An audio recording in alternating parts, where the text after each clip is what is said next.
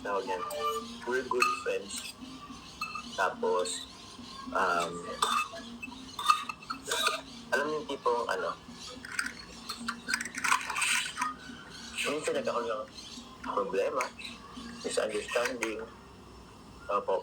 Pero, andun yung andun yung respect, andun din yung understanding.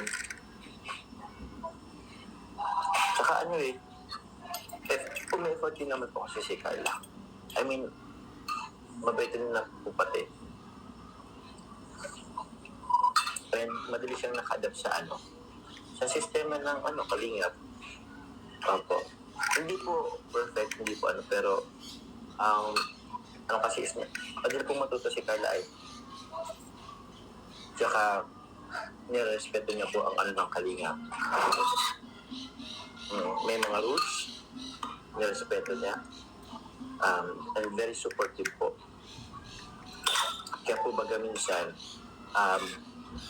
although minsan di ba po pwedeng hindi po siya pwedeng kasama sa live. Minsan po, pupunta siya sa likod, kumakaway.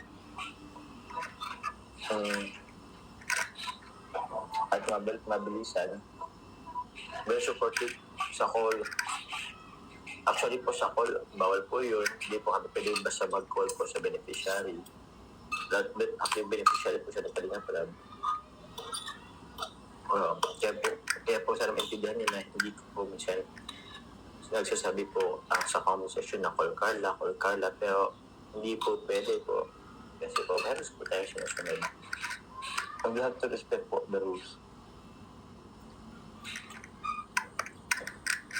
So yun po, salamat po sa pag-intindi.